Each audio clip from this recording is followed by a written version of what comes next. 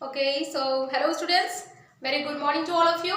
As you know, I'm your science teacher and here I'm just going to take a class of class 7th. And students, in a class 7th, I have completed your chapter which is belong to the acid, bases and salts. Clear?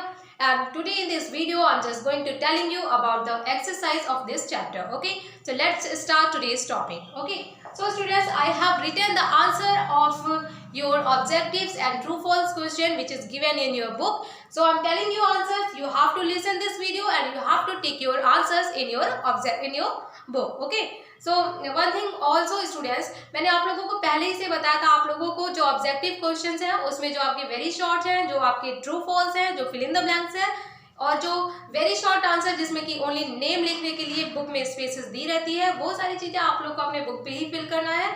Only short answer and long answer ही आपको आपकी copy पे लिखना है. Clear? तो चलिए start करते हैं.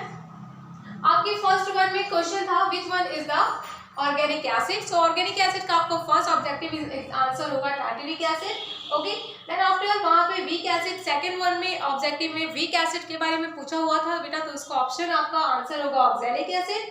देन आफ्टर थर्ड वन में उसमें पूछा गया था कि फॉलोइंग जो दिया हुआ है बेटा, पोटेशियम हाइड्रोक्साइड, जिंक हाइड्रोक्साइड, वो सारी चीजें जितने भी दिए हैं वो सारी ही क्या है, बेसिस का ही एग्जांपल है. इसलिए उसका आंसर जो आपका लास्ट वाला ऑप्शन है that is all are bases, इसका आंसर ऑल आर बेसिस होगा.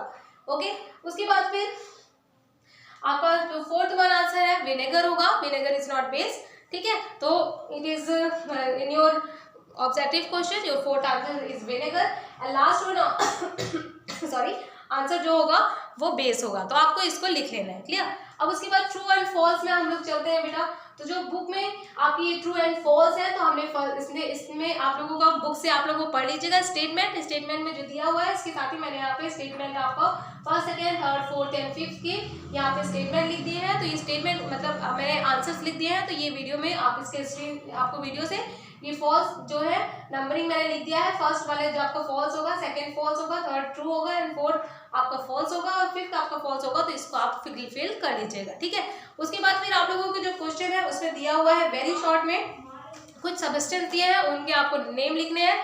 तो एसिडिक सब्सटेंस के बारे में सबसे बोला जा रहा है. तो आप लोग को पहले बारे में दिया जा रहा है एसिडिक सब्सटेंस. तो एसिडिक सब्सटेंस में आप एसिड का नाम लिख सकते हैं, कोई भी एसिड लिख सकते हैं. जैसे आपने H2SO4 सल्फ्यूरिक एसिड लिख लिया और हाइड्रोक्लोरिक एसिड लिख दिया फर्स्ट वन में एसिडिक सब्सटेंस में. ठीक है, उसी के बाद फिर हम लोग आते हैं डाइल्यूट एसिड के बारे में पूछ रहा है बेटा. तो डाइल्यूट एसिड के अंदर कौन सा एसिड आता है, तो आप लोगों को लिख देना है विनेगर. विनेगर डाइल्यूट एसिड होता है. उसमें आप लोग कोई डाइल्यूट एसिड वाले ऑप्शन में आप विनेगर लिख लीजिएगा क्योंकि उसमें वाटर की अमाउंट अधिक होता है इन कंपैरिजन टू एसिड्स के. ठीक है, उसके बाद फिर बात करते हैं आपका जो नेक्स्ट क्वेश्चन है वो क्या है, कॉन्सेंट्रेटेड एसिड है.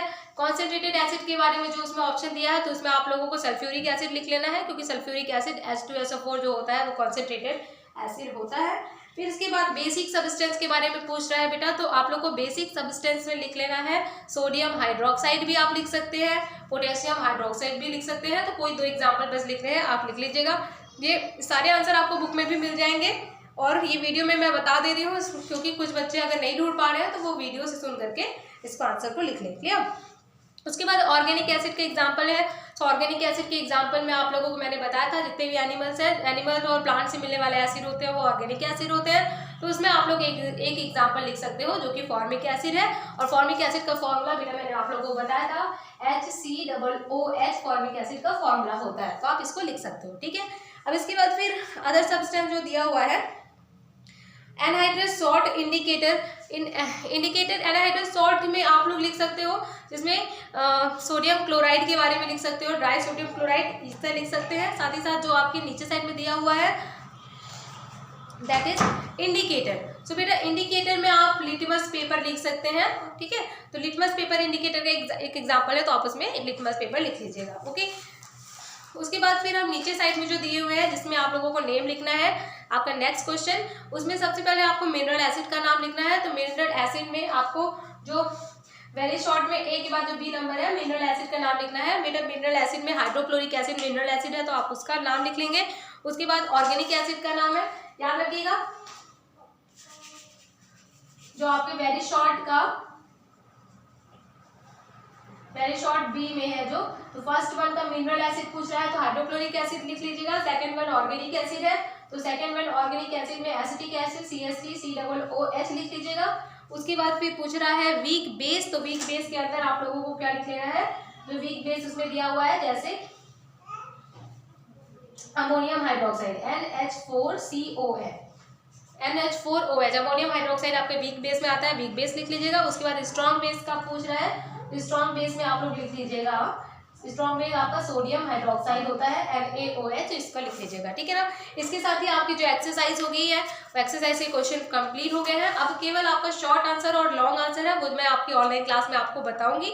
सो कल आपकी ऑनलाइन क्लास होगी जिसमें आप अटेंड करिएगा।